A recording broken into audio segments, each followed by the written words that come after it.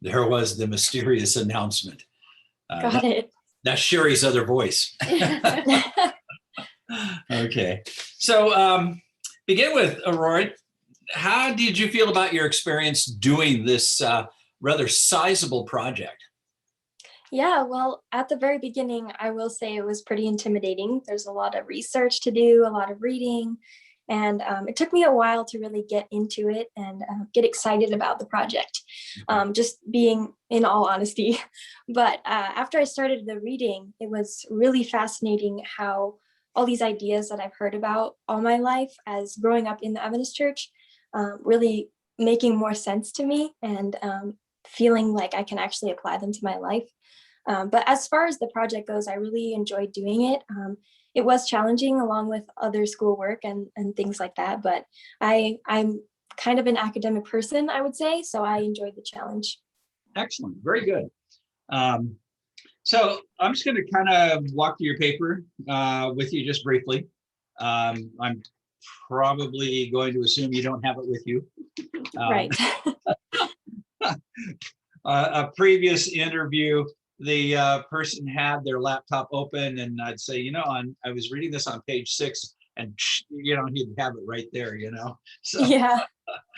I'm actually kind of glad you don't have it with you. Oh, good. Yeah. So we just asked you to go through and comment on just the doctrine of justification by faith, and I thought you were fairly clear and concise on that, and kind of did thorough academic job. Good references on that as well. And then of course there was a part about Jones and Wagner, and I did make a note on this particular section. Okay, and Aurora, it's intriguing to me when you look at Jones, Wagner, and White in this conversation. I don't know, today, your professors all have at least one PhD. Some might even be working on a second. I mean, my math professor at Walla Walla defended his third one when I was there. And for that, we were quite grateful because he solved a great dilemma for us. Okay. So when we look at the education of Jones, Wagner, and White, it is probably more inspired by the work of the Holy Spirit than it was setting in an academic situation, for example, as yourself. And the sentence, and I think I'm going to read it to you. It says, first of all, these three theologians all credited faith to fervent study and comprehension of God's word, which is absolutely correct, okay? And by the way, I'm not saying any of this is not absolutely correct, just for the record. They believed that a true believer would have good works that were fueled by their faith, earning for them righteousness. And they suggested that justification by faith does not discriminate based on race, culture, or religious background, which, of course, Paul makes that absolutely clear in Galatians, that it is a gospel that's gender-free and socially, economically free, and it just ethnic free. So what intrigued me about it was the way you had written that, is that their faith fueled and earned for them righteousness. And that was just sort of an intriguing sentence. At first I thought, is Aurora trying to say that they are earning their righteousness? But you make it very clear in the paper you can't earn righteousness, okay? But at the same time, I thought it was an intriguing approach to talk about the impact of what righteousness does. And what I'd like to do is sort of commend you on how you come through the paper explaining that if you have this experience of righteousness by faith, that it makes you proactive for God. How do you feel about that when you look at the church at large? I mean, I would definitely agree that it is how it should be. Our faith should should make us strive to be better people and to do more in the world to spread that message. But as far as our church goes, I think that we do have a very strong way of doing that. And I personally, I have experienced in the Adventist Church the strong sense of missions. I'll be actually a student missionary next year myself, working as a task force dean. And so that to me is kind of a response to the faith that I have in God, that I know that he can use me in any place. And I sure hope that that's the perspective of other Adventists as well. And it would be my goal in my life to help other people find that sense in their life, to be able to look at their faith and know that wherever God places them, they will be able to do good things. So what I'm hearing you say is that faith creates an underlying purpose for the church, and that is ministry for every member, every person. I've pastored a number of churches, and I had one church.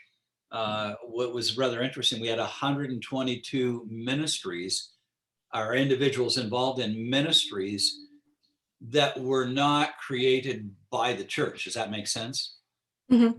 And I thought, that's really interesting, because as they begin their faith journey, it was a natural outcome to move outward. And I think you have captured that nicely with this transition that took place under the 1888 conversation. And I think it's a very important thing to kind of grasp. Do you have an idea where you want to go in ministry? I honestly, I don't have something specifically picked out. I would really like to do overseas missions. It's something that I've always been kind of excited about, a seed that got planted in my heart as a young kid. And I wouldn't be opposed to doing pastoral ministry, chaplaincy, being a dean at a school in a larger capacity than just a task force dean. Honestly, I'd be open to almost anything if God were to put it in my path, which sounds really vague. And I know that that's kind of a cop-out answer sometimes, but that's how I see it. May we ask where you're going to be going for task Yeah, force? so I'll be at Gem State Academy, which is actually where I graduated from high school in Idaho. And so I know the people there, and I'm very excited to work with them. Oh, our daughter went to Gem State. Yeah. So Really? we appreciate that.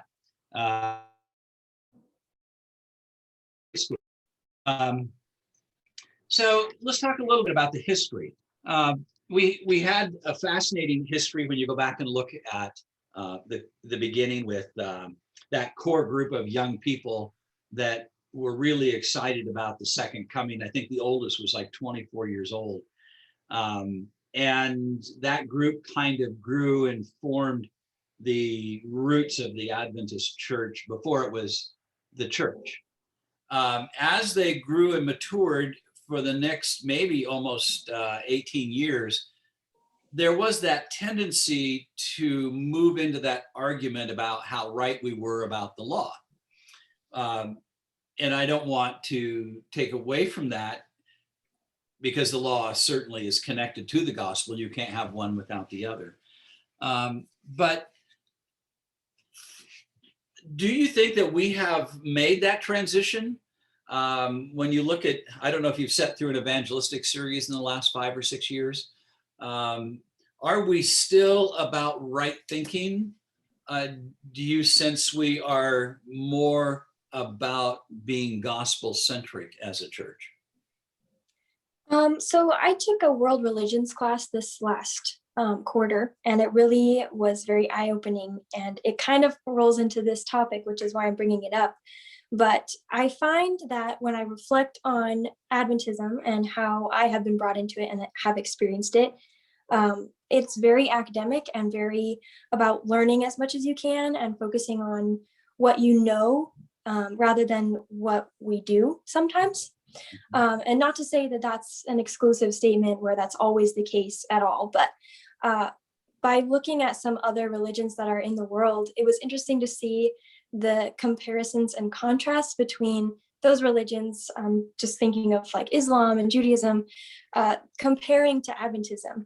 And that was very interesting for me this last quarter to find how Adventism has really pushed the study, which I think is very beneficial in a lot of ways. But I do agree that it's a little more about thinking than doing sometimes. But I think that there are also some very important groups that go out and do a lot of work rather than just focusing on the knowledge. Mhm. Yeah. Um, let's talk about how you would see yourself emphasizing this message. Let's move ahead to next year. You are in the academy setting, which has its own very busy dynamic. Um, how do you see yourself taking this understanding of the gospel and making application with the students at Gem State? My hope would be that in the way that I choose to live my life and how I create relationships with other people would speak volumes of what I believe.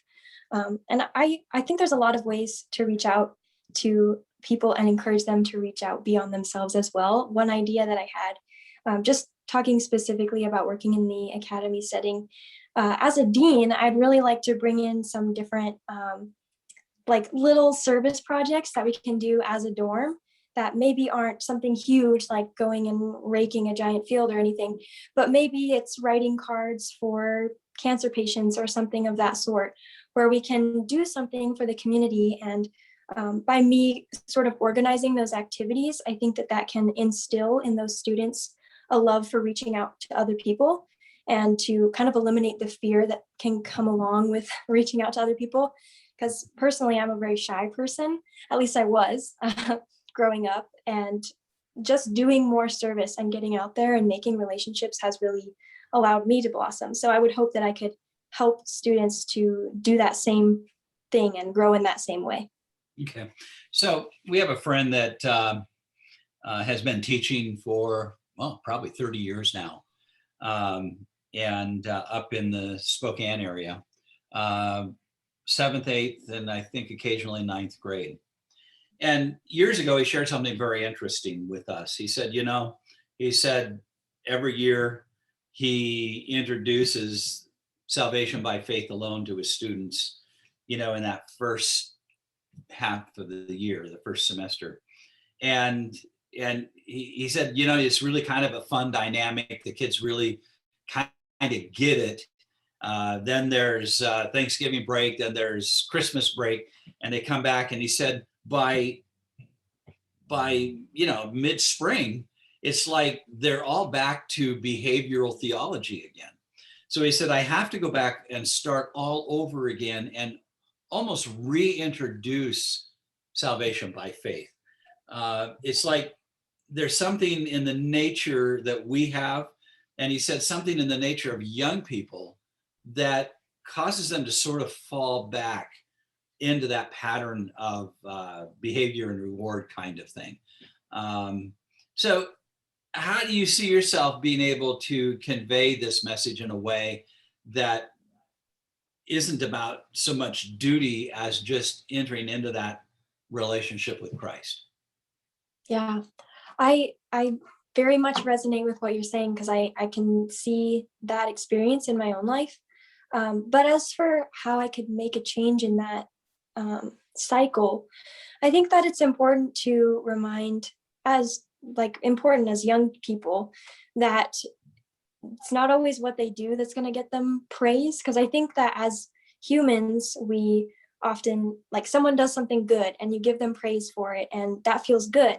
And so that sort of perpetuates that behavioral thing where you want to do things, you want to have right actions in order to receive the praise and the affirmation. So I think, and not to say that we shouldn't give people praise for their good deeds, but also I think that it's important to commend people for having strong faith through a difficult time. I know that for me, I had a couple of things happen in high school that were pretty rough, and I had a lot of mentors that helped me and reminded me that they kind of commended me for the faith that I had, and they said, you're doing well for being faithful in this time where things are difficult. And I think reminding people very like very succinctly and specifically is the word I was looking for, that their faith is worth a lot in their life and it can get them a long way. And I think we focus on the deeds too much, and even in everyday life, not necessarily in a church context, but if we commend each other for the faith that we have, I think that can make a big difference. One thing that we want to do as we kind of wrap up our conversation with you, Aurora, is we ask you to reflect on what impact this message could have on your immediate family and friends, and what would happen if you had, say, a congregation that found just unlimited joy because of their confidence in the power of Jesus to save them. What do you think that church would look like? What do you think your family and friends would sound like if that became just settled into their heart and alive and real? I think the main place that it would show is interactions between people. Personally, I noticed that when I'm interacting with someone who has confidence in their faith and who is very strong in their faith, it's like no other conversation that you have with anyone else. They just have this joy about them that's infectious, and you want to know what it is that they have that you don't. And I think that that is what a church like that would look like, or my family would look like, if that really was at the core of our hearts, if that's what we believed always and had that strong confidence. I think that there would just be something so different and unexplainable about how we interact with one another and how we love one another. That to me would be probably the biggest thing, but I'm sure there are lots of other things that would come with that as well. It would be a fun church, is what you're saying. Oh yeah. Okay. So fun. Yeah, it certainly could be. So Aurora, appreciate your work, what you've done. Is there anything you would like to say to our board? Because this will get sent out to our board members. Anything you'd like to say to them before we wrap up? Sure. I guess the main thing is just thank you for the opportunity to do a project like this and to explore an idea in depth and very specifically that I don't know if I would normally get the chance to do. So I'm just very appreciative for the opportunity and for what it has done in my life and what I hope will be done through my life for other people. Okay. All right. Do you have any questions or thoughts before we go? I don't think so. I really thought I would have more questions, but I'm feeling pretty comfortable. Well, that's what we wanted. We wanted this just to be a really pleasant conversation. We didn't want to roast you, but it's an opportunity just to talk about where you've come from and where you're going, and I appreciate that. And so you've got a good group for camp this year? Oh yeah, most of the staff are getting in today and tomorrow, and it's looking like a really good group. Okay, excellent.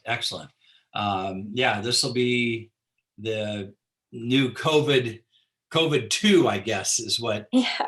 it'll be. Yeah. All right. Cool. Let me just have a short prayer with you and just pray for a great summer. All right. So, Father, there's going to be a group